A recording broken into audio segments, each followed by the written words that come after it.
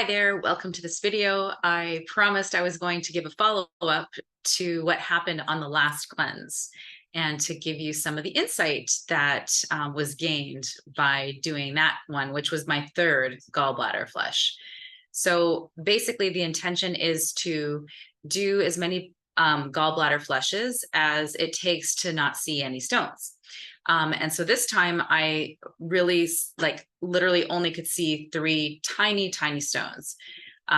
So I have a feeling that either I'm going to do another flush and I'm not going to see any stones, or, maybe I'll be surprised. And, because you can have ones that are in the liver that have been there longer, end up actually, oh, I got a cat on my lap, coming out. So coming forward. So I have no idea really what to expect. But what I wanted to mention was last time when I did it, I had not continued to take any chanca piedra. I only took the malic acid. And that was a lot easier for me personally, because I don't really love the taste of taking something sweet, even though in the first flush we did partly apple cider vinegar, partly cranberry juice, and only sweetened it with stevia. So it was not nearly as sweet as the apple juice, but I still found it just kind of annoying. I don't like drinking it. So it was a lot easier this time to just do the malic acid. But because I had such small, not noticeable stones, the second flush, I just didn't bother with the chanca piedra. I felt like I didn't need to do it, so I did not. My client who has continued to take a chanca piedra, she's going to be doing it again this weekend, her third flush, and she's been taking the chanca piedra since the first flush. So the chanca piedra you take for 12 weeks. And it's so amazing, right? Because if you didn't have any symptoms of gallstones, which most people don't until it's, a problem, you wouldn't even know that herb worked, right? Because you don't feel anything inside of your body. But the size of our stones were just so much smaller than my very first flush, that I know that chanca piedra had to have a big part in that. I guess it could also be the apple cider vinegar, because it's quite strong compared to just apple juice. And also cranberry has the ability to dissolve stones as well. So anyhow, that's what we did. And we had very small stones. Even my client who had much larger ones on her first flush, had such small ones. So if you just scroll into the photos of this group, you can actually see those stones. At some point, because I've taken pictures of all these stones, I will do a video and walk through the whole process and point to them. So if they're difficult to find. So some other things we did different this past time, was that instead of taking Epsom salts in the evening, we actually took magnesium citrate. And the reason why is because that previous flush that we did, it just felt so irritating the next day, having all that Epsom salt go through. Literally my anus was sore, and I just did not look forward to that burning, chaffed kind of experience again. So I was looking for a way to not have that. So I thought, okay, the point of the Epsom salt is primarily for its magnesium to open up the ducts, to make them flexible and open so that the stone can pass through, no problem. So basically I was like, okay, let's just do citrate this time. Now, it's not as strong, it doesn't have as strong of a laxative effect as the Epsom salt. So that's the difference. So I ended up having to still use as much Epsom salt as the first time around, because I couldn't get things moving without the Epsom salt. And partly it was because for me, my tendency is to, if I go to balance, to go into a more constipated state. And one of the things that constipates me is eating a lot of raw vegetables, which I did that week. So note to self, note to others, if you have a tendency towards constipation, do not eat a lot of raw foods, especially before this thing, when this gallbladder cleanse, when you really need to actually eliminate your through your stool. which is something actually that I needed to point out, because some people are wondering, how do these stones even get out of you once they're out of your bile and out of your gallbladder? And it's actually goes through your small intestine into your large intestine and then into your stool. So that's how it gets in the toilet. So basically, this time around, having learned from that, what I'm going to do is I am going to take the magnesium citrate in the evening, and so that I can have that effect of softening and opening up the bile ducts. However, in the morning, I will use the Epsom salt. So then that way I get that, good power of the Epsom salt in the morning when you need to get things moving through you to get the stones out, but not in the evening, because in the evening, the only point there is to like make it so that the bile duct is nice and flexible and open. So I think those were the things that I especially wanted to mention, that I learned from this particular past one. So that's how we're going to do it this time. We're going to use the magnesium citrate in the evening and then the Epsom salts in the morning. Now, in the booklet that I have provided, so I'm going to post the link when I post this video, and underneath it for anyone that wants my version of how to make this cleanse easier and better.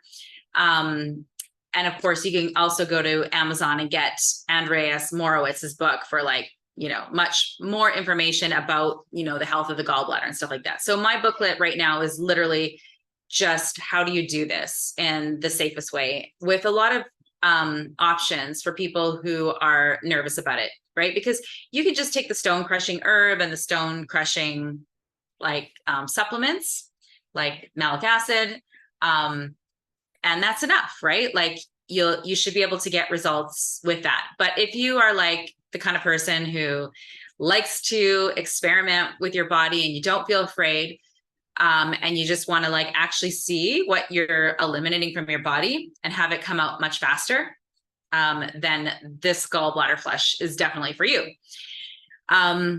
So this time it's really interesting because yesterday we started with doing a blend of, instead of blending apple cider vinegar with cranberry juice, unsweetened, of course, we did a tart cherry juice, which is another option that you can do instead of apple juice.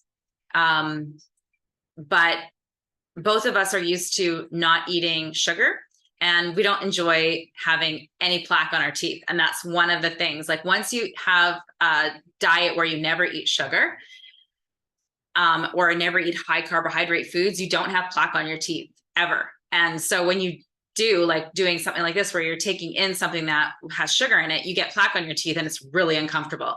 Most people just live their life with plaque on their teeth in between eating. And that's like a normal part of life. I know I used to, but I don't have that now. So it's really annoying.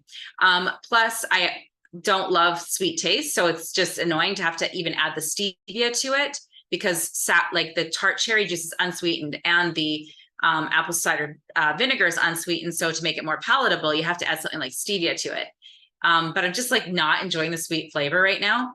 And even though it's not sweet in taste, it's sour in taste, there's enough carbohydrate in the tart cherry juice to be enough to cause you to have plaque on your teeth. So anyhow, so then today I decided to do the malic acid again, because basically malic acid just tastes like the, in a green apple on like, that's really sour. And especially on the peel, there's a lot of sour taste. That's what malic acid tastes like. So to me, it's actually way better than the apple cider vinegar and the juices. Doesn't leave anything on your teeth. And I find it easier to get down because I don't even have to deal with that like intensive sweet taste. However, for myself today, I cannot have it. Like my system is rejecting it. And I'm feeling like sort of like acid kind of experience in my stomach. And I don't know if it's like some stress that I'm undergoing. Because right, like sometimes stress can cause a person to have like tend to have like more of an acid condition. So it might be that, but I have a feeling it's my own like digestive fire heat is extremely overactivated right now because it's 37 degrees outside, right? Like it's hot. So even though I'm not outside, I'm outside enough that my body knows that this is the environment that I'm living in. So my body is right now saying no to the malic acid. So I have to figure out if I'm going to be brave and just do the flush and not bother taking any stone like herbs that like shrink them. So yeah, I'm not sure. I don't know exactly what I'm going to do right now. Yeah, I guess I'll be able to tell you next week after I decide what I'm going to do. Yeah, I don't know. Maybe I'll take some more chanca piedra until then. That might be one of the things because then I don't have to worry about that. But actually, another herb that is helpful for stones is and digestion is chamomile. And it actually is cooling and reduces heat. So it might actually be a good one for me to take. So that might be what I'm taking. So anyways, it's going to be an experiment this week. I look forward to doing the drink part of the flush. Like I really enjoy the beverage, mixing the grape juice and the olive oil. You got to blend it so that it's like not going to be like, it would make you nauseous if you try to just like mix it with a spoon and then it doesn't really, mix because water and oil don't mix and then it's disgusting. But if you put it in a blender and it emulsifies it, it mixes them together. To me, it just tastes like a delicious grape smoothie that's creamy because of the olive oil. So I look forward to that part of it. I don't dread it at all. But I have to be honest with you, I'm not really looking forward to the next day because it's not that fun to just, I don't know, just be waiting to go to the toilet and you spend your whole morning in that state. And you have to basically take the morning off at minimum, like till like 1 o'clock in the afternoon. I wouldn't plan on doing anything because you can basically, when you have to have a bowel movement, you have to have it and you have to have it fast. So those are some things to let you know the realities of doing this cleanse. But as you'll see, if you go to the photos in this group and you see the stones that were eliminated, you'll see that it's absolutely worth it to do it. So, because why would you want to walk around with those stones in your gallbladder, right? Like that's obviously going to be creating stagnancy in your body and it's going to really impede your ability to digest fat. And that was one of the problems that one of my clients had, is that she couldn't do fats very well. And so actually when we first started to work together, although she had an immediate positive response to going low carb, then she started to like puff up and feel like she was retaining water and gaining weight, even though she hadn't changed anything that she was doing. And we determined it was because of fat digestion, needing to address that first before you can actually add the fats. So there we have it. I will see you after the next gallbladder flush. Bye for now.